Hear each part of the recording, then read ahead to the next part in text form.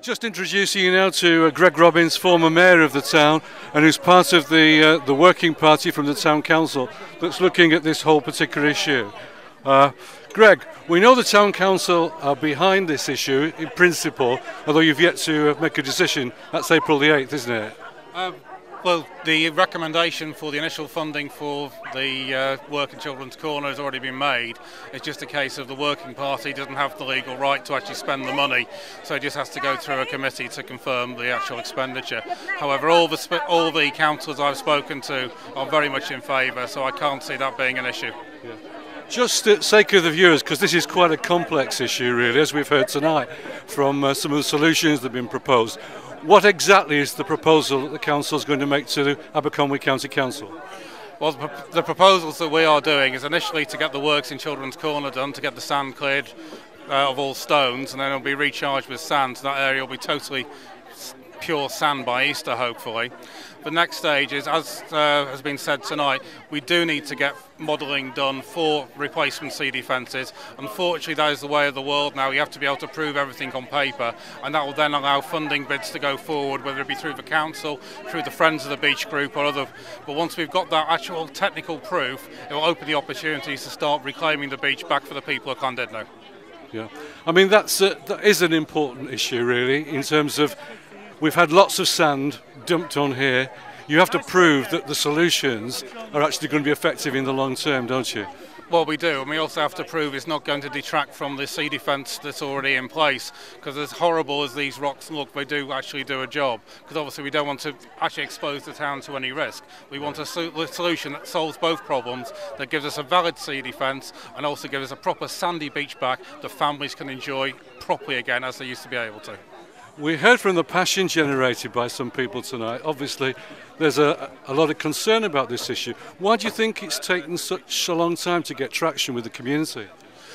I think it's been a combination of things, to be truthful, in that no real work's been done on this beach since the original stones were put on it in the 90s. Obviously, all of a sudden, they're seeing this horrendous amount of stone being put on the beach. It's coincidental because the town council has been driving forward with this wish to actually start this regeneration for some time, as is Mr. John Storer from the Friends of the Beach group, and it just so happens that everything has come together at the same time, which is very fortuitous, and hopefully this impetus we've got will not be lost now and will carry on forward, because we seem to have total support from every party that we've spoken to, whether it be assembly members, councillors, or most importantly the actual people and visitors to the town, because at the end of the day it's their town. Let's get it back to the way it should be. I understand that the proposals that were put forward in 1995 included the establishment of a rock groin here, similar to the one they probably got at Penryn Bay, which has actually produced a beach in Penryn Bay. Why did that get turned down at the time? Was it for aesthetic reasons or money, or what happened then? Obviously, not being a member of the council at the time, I can't possibly comment on the actual reasons. I wasn't present at the meeting. I do know the structure is a considerable size, would have obviously made a huge visual impact into the bay, and it was certainly an outcry in local press from the people of the town at the time. Yeah. So I think maybe it's a case of this was the lesser of two evils, but looking at modern day engineering thought, which has almost come full circle back to Victorian days, because in Tywyn in West Wales, what they've done there is put a small 250 metre rock groin in the bay to disrupt the tidal flow, and then put wooden groins back and surcharge the beach. And possibly maybe that's the way forward here. This is why we need to get an expert's report, just to prove that what we want to do is viable, which I firmly believe it is. All the local boatmen who have got 60, 70 years experience on this beach also believe it is. I don't see there's any reason why we can't do it other than finance, and if we get the report we can hopefully drive that forward. You did imply from what you said that there's an issue of balance here. Balance between the tourism side and also the protection of the community from the rising problems that we actually have with tides and so forth. It's fairly clear, it's a big issue people don't like to engage with very much, but it is clearly an issue, and we don't certainly want the kind of damage that's been done in Aberystwyth or down in Llanudno here on the front. And Mike Shields took photographs here on December the 5th, and the water was right over towards the hotels, and we're expecting worse. So getting that balance is right. Well, it's not an easy solution, unfortunately. That's why you have to do this engineering modelling, which, as expensive as it is, will help prove these events can be managed by the ideas we're putting forward, or by maybe modifying the ideas slightly, maybe having some sandy sections, maybe retaining a rock section. This is why this has to be done. It's vitally important that the town is not put at risk, but it's also vitally important we reclaim our beach.